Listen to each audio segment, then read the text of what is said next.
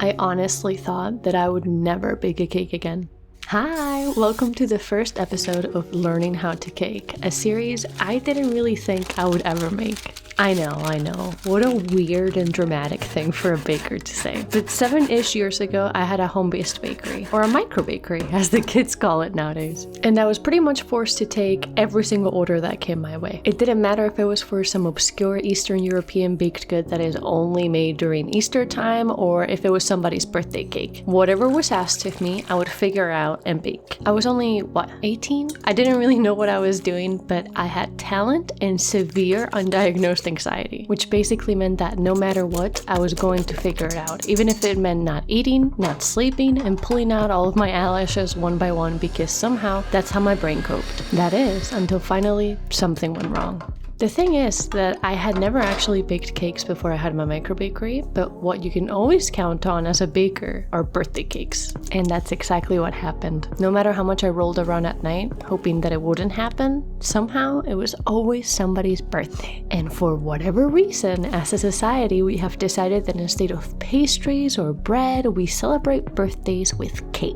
Which was a problem because I believe that you can group most bakers into two categories. Process bakers, who obsess over structure, fermentation, texture, etc., and product bakers, and these are your decorators. The precision pipers who know their color theory and their symmetry and who can write with chocolate and model things out of fondant. And at the time, I was definitely a process baker. I made breads and pastries, and the only time I ever really used a piping bag was to fill donuts or eclairs. And because of that, every cake order that I took was my own personal nightmare, because believe it or not, cakes are pretty goddamn complicated. Each component is its own little iceberg of know-how, from the sponge to the filling to the buttercream, and don't even get me started on variety. Genoese, Jacon, chiffon, Swiss, Italian, American buttercream, cream cheese frosting, whipped cream, ganache, jam, syrups, and that's not even getting into the flavors. I never, not a single time, made the same thing twice. And so I was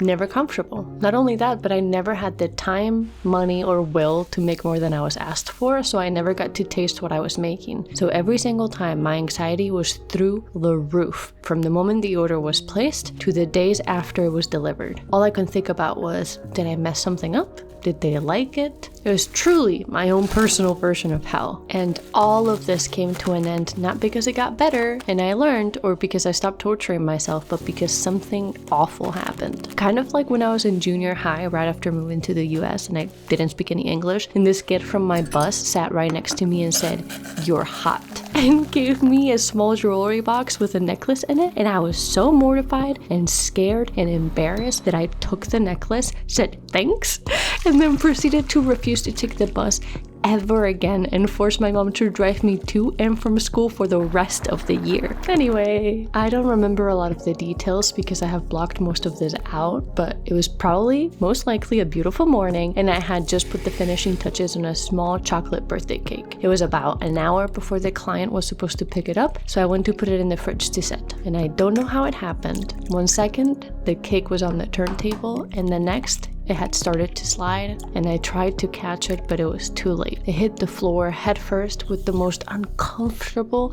soft, mushy sound that I have ever heard. And then I too was on the floor. Not like a professional or a grown-up, but sobbing like a child. I was done. There was no plan, no thoughts. Nothing at all. My mom went to the grocery store and bought a cake. In tears, I refrosted it to try and make it look a little bit better. I stuck some Oreos on top and gave it to the client like nothing had ever happened. But that was it for me. I could not stomach making cakes anymore. My anxiety simply wouldn't let me. So that's the story of the last cake that I ever baked. Since then, I have done everything in my power to avoid any sort of cake content online. Pretty much the only cakes that I would ever expose myself to would be those in the Bake Off, because nothing and no one has the power to stop me from watching that show. But recently, ever since I started baking again and posting here on social media, there has been a tiny little itch deep down. Slowly, I stopped skipping cake videos on TikTok, and God, can we take a second to appreciate the current cake scene? Back when I had my micro bakery, all that you could ever find and all that anyone ever wanted was those drip cakes, but now all I ever see are vintage cakes, and they are so gorgeous. So, out of nowhere, that tiny little itch turned into a full-on rash. Oof, I really maybe should have gone with a more appetizing analogy, but the gist is that after 7 years, or really my whole life, I finally felt like baking a cake for myself. All of those different elements that once made me feel sick now felt like a buffet. Endless combinations, endless chances to finally try again. So I asked myself, what kind of sponge should I go for? I remembered those fluffy sponges that they use in Korean cake shops, so I tried and figured out what they were. Turns out they're Genoise or Genoese, I don't know how to pronounce it. So I was like, perfect, I'll pick that. What kind of buttercream should I try? I remember one time I had to remake my Swiss meringue buttercreams 3 times in a row because I kept messing it up and it was awful and I'm pretty sure I cried, but you know what? I bet I can get it right this time. It's scary and intimidating, but I really want to try my hand at vintage piping. I'm doing this for myself, so why not? Let's try it. So slowly but surely, the pieces started to fall into place. I had a bunch of oranges, and honestly, what's better than chocolate and orange? So that's what I decided to make. I found in-depth videos on all of the components for the cake, which I will link down below, by the way. From the Genoese sponge, which I infused with orange zest, to the Swiss meringue buttercream, which I added melted chocolate to. I wrote down notes, I took my time, and I planned this cake until there was no unknown, no discomfort. And the cake turned out perfect. I mean, the sponge was slightly overbaked and the candied origins were still a teeny weeny little bit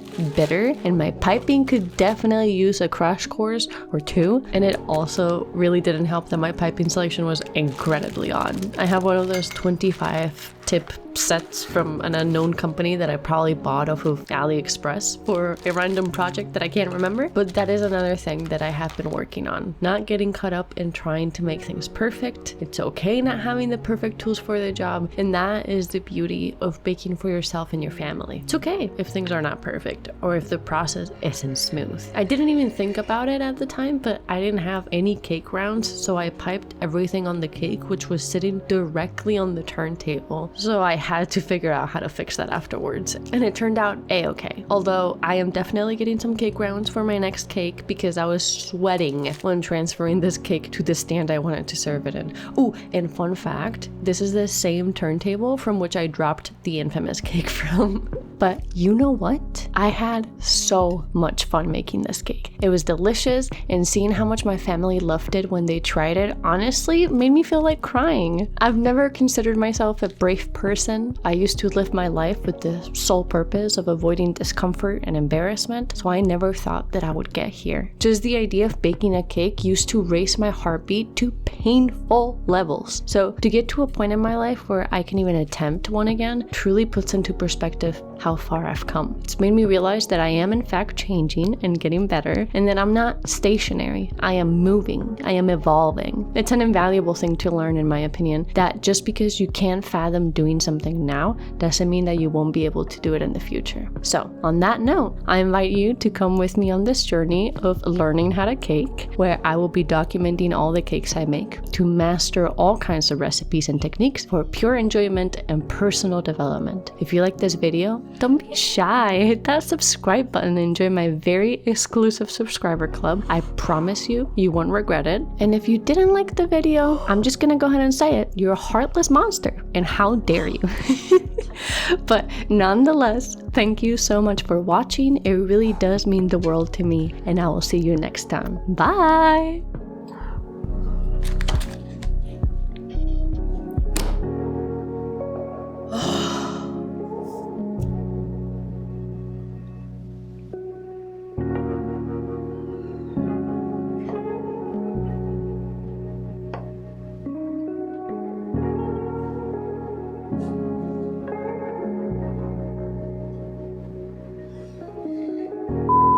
Look at it!